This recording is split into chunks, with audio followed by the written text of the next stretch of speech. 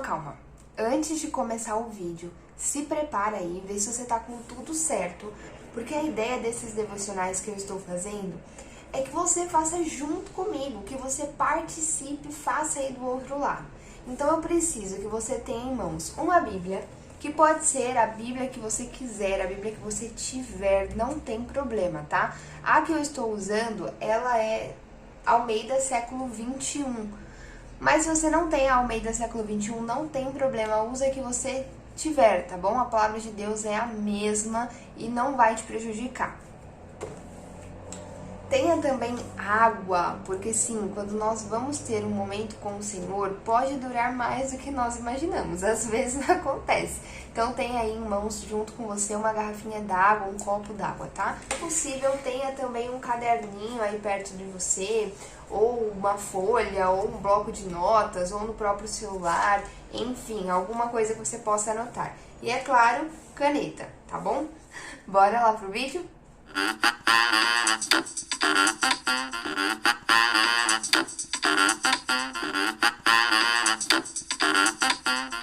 Havia, nos dias de Herodes, rei da Judéia, um sacerdote chamado Zacarias, do grupo de Abias. Sua mulher era descendente de Arão e chamava-se Isabel.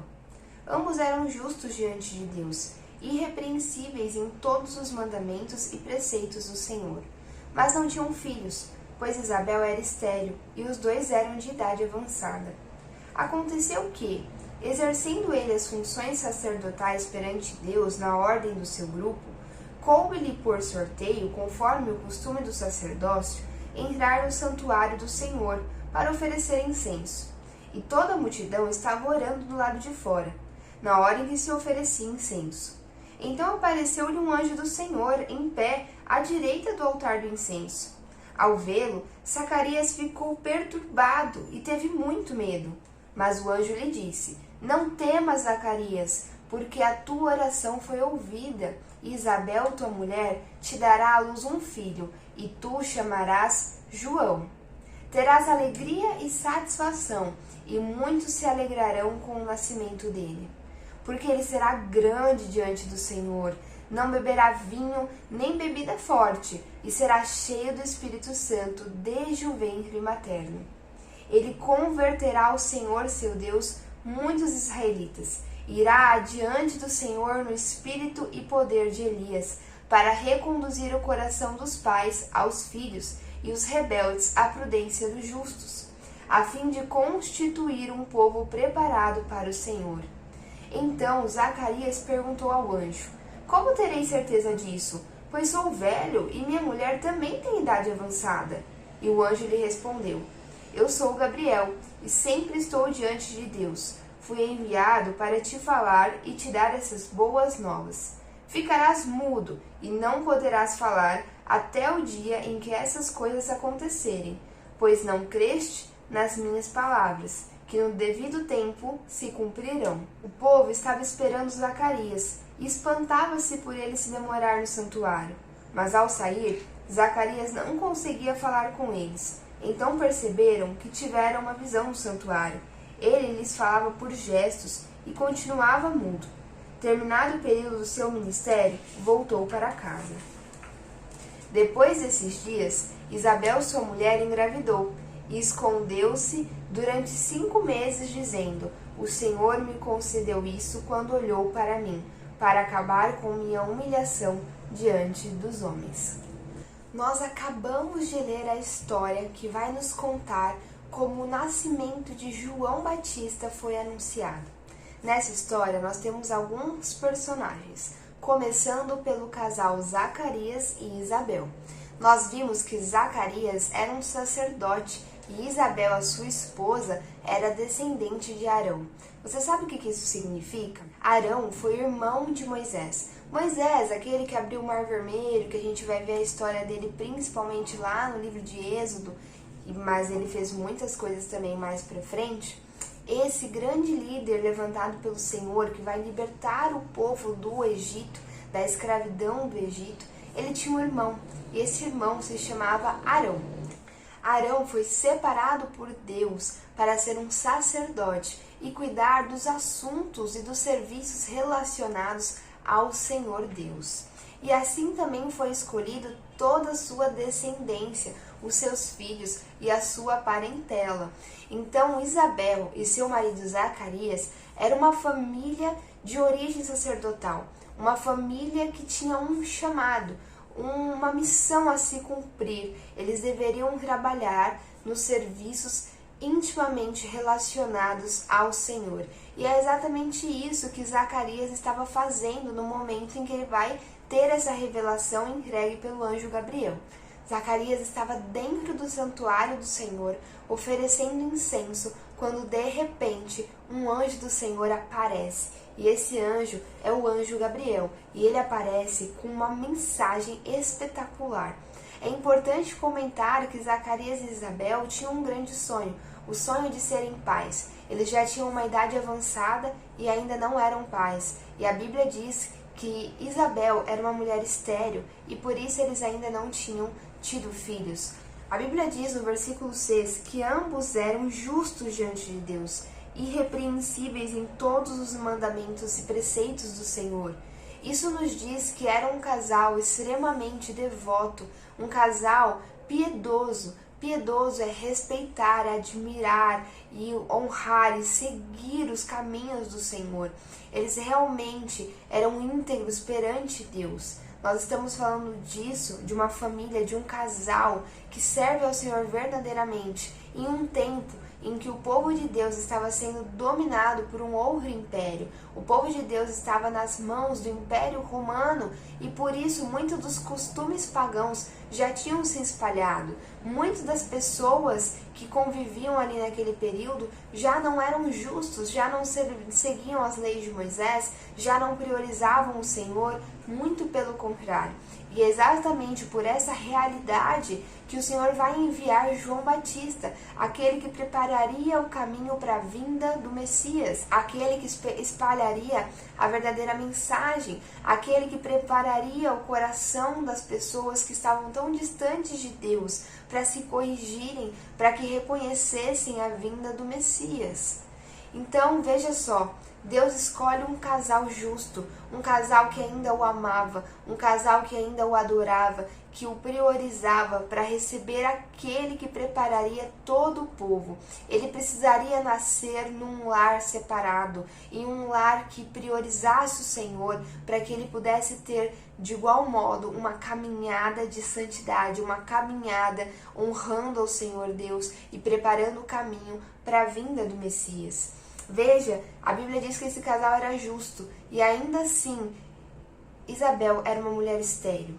Nós precisamos frisar isso aqui, porque eu quero liberar sobre a vida de talvez mulheres que estejam assistindo e que talvez carreguem um peso sobre suas costas, achando que por não conseguirem gerar filhos biológicos, estejam em algum pecado com o Senhor ou alguma coisa está mal resolvida.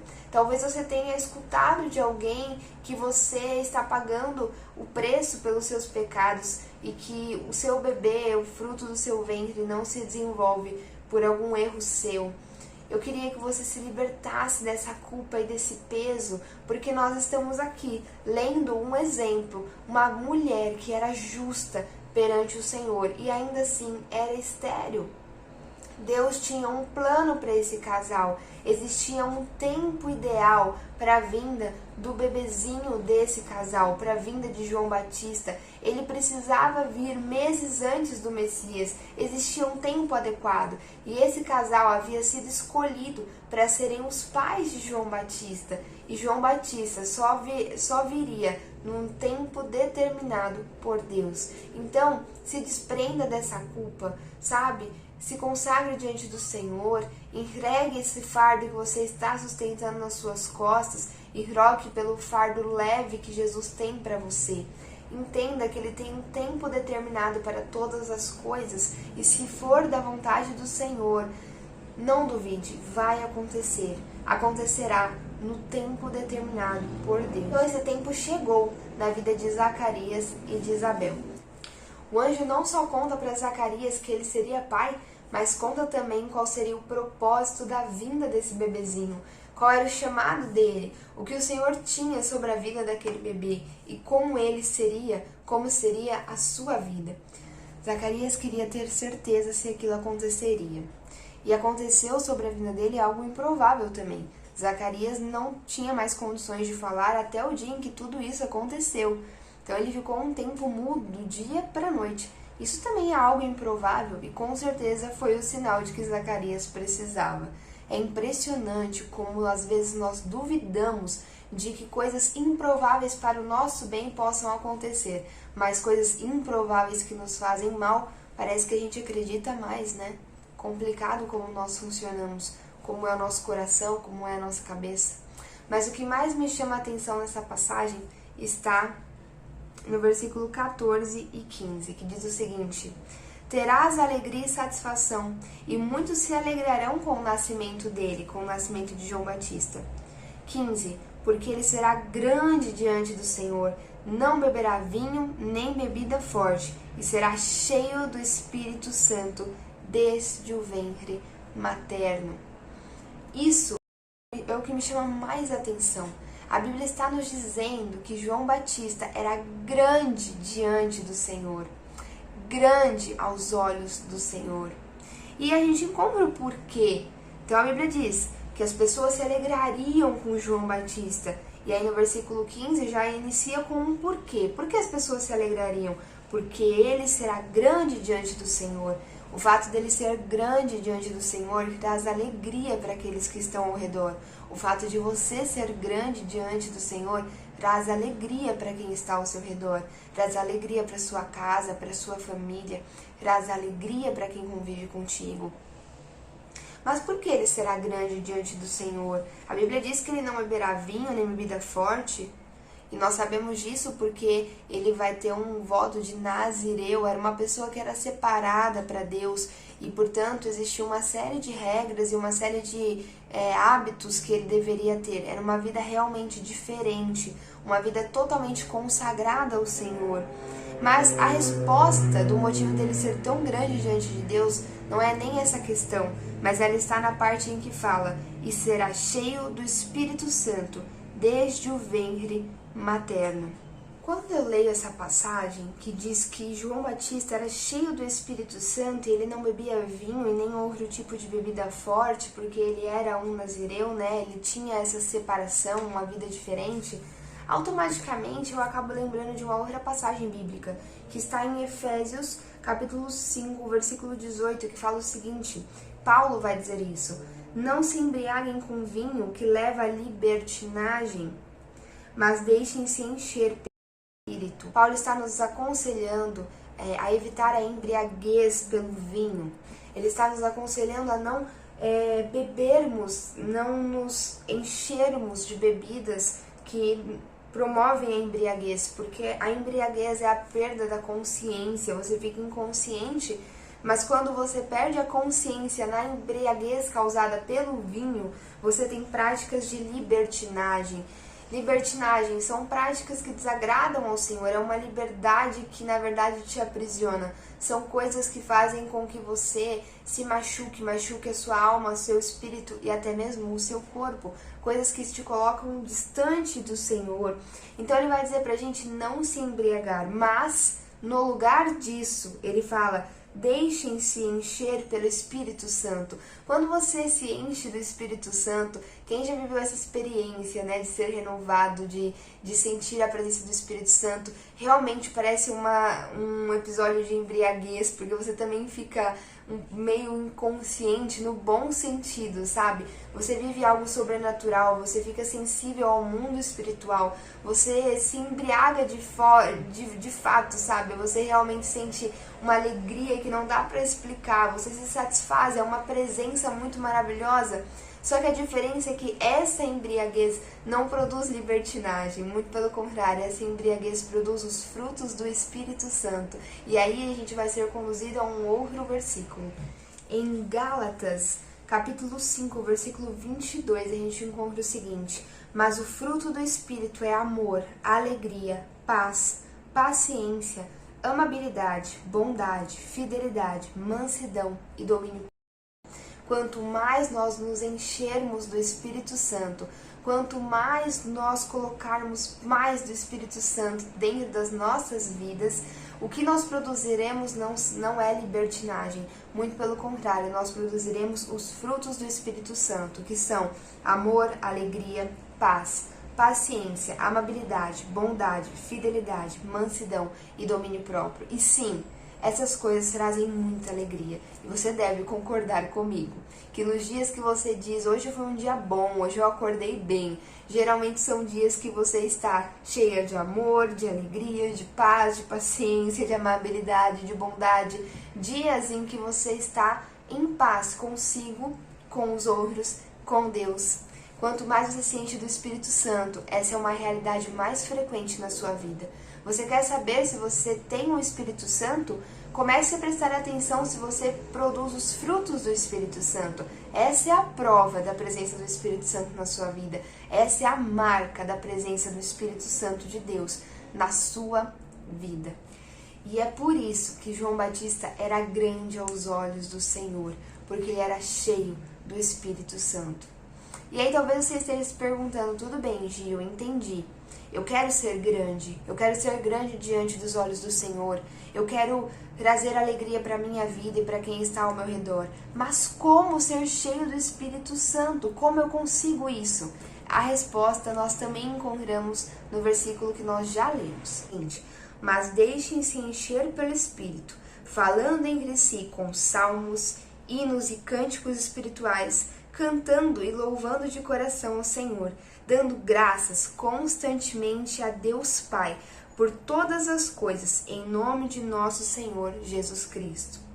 Sujeitem-se uns aos outros por temor a Cristo. Aqui Paulo está nos ensinando como sermos cheios do Espírito Santo.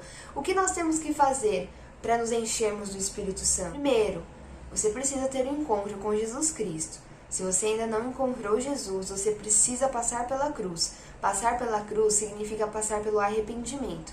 Você precisa reconhecer o seu erro, precisa deixar esse erro lá na cruz, porque Jesus pagou o preço pelos seus pecados, mas você precisa se arrepender, precisa colocar os seus erros lá diante de Deus, lá diante de Jesus, na cruz, para então nascer com Ele novamente, pedir perdão pelos seus erros. Faça essa oração, é muito simples. Feche os seus olhos e fale a Jesus que você deseja isso, que você se arrepende de quem você é, da sua carnalidade, do seu pecado, e você deseja ser nova criatura com Ele. E você cultiva isso de acordo com o que Paulo nos ensina, falando sobre salmos, falando sobre hinos e cânticos espirituais, cantando, louvando, dando graças constantemente ao Senhor e sujeitando-nos uns aos outros. Eu vou trazer isso para uma forma mais atual, para algo mais entendível, tá? Nós nos preenchemos do Espírito Santo quando nós cultivamos as coisas espirituais, quando nós buscamos mais por isso. Por exemplo, o fato de você estar aqui agora fazendo esse devocional comigo, parabéns, você já está dando um grande passo para ser mais cheio do Espírito Santo. Segunda coisa, quando você estiver na roda dos seus amigos, quando você estiver conversando, quando você estiver seguindo a sua vida, troque as palavras de maldição, as palavras de murmuração, as palavras pesadas que muitas vezes você solta na roda, por palavras de bênção, por palavras de sabedoria, por palavras de aconselhamento, de encorajamento. Troque aquilo que você tem falado. Comece a falar mais sobre Deus no seu dia a dia. Comece a colocar mais a presença do Senhor nas suas conversas. Isso é algo que nos enche do Espírito Santo. Você está ouvindo música? Comece a trocar as músicas que você ouve por músicas que adoram ao Senhor, por músicas que exaltam ao Senhor. Nós fomos chamados para sermos adoradores. E quando fazemos aquilo para o qual fomos chamados, nós encontramos o nosso lugar. Automaticamente as coisas começam a se encaixar. Realmente é algo que não tem como explicar. Mas faça o teste. Comece a substituir as músicas que você ouve, que muitas vezes você não se dá conta, mas estão te puxando para baixo. Músicas que declaram adultério, músicas que declaram prostituição, músicas que declaram fornicação, músicas que declaram vício, músicas que declaram maldições sobre a sua vida e você não tem se dado conta. Sabe aquela música que você escuta e depois que você escuta parece que você ficou pior do que antes de escutá-la? Isso não é à toa. Comece a prestar atenção que tipo de espírito você tem trazido sobre si. Que tipo de ambiente você está construindo na sua casa. Substitua essas músicas por músicas de adoração. Arraia sobre a sua vida o Espírito Santo de Deus, não outros espíritos, não outro tipo de atmosfera, entende? Outra forma que a Bíblia vai falar que é muito importante para que a gente se encha do Espírito Santo, nos sujeitando uns aos outros. O Evangelho é sobre servir. Talvez isso seja muito frustrante para você, porque nós vivemos em uma sociedade em que o ego, o eu, o ser humano na centralidade de tudo tem sido constantemente pregado.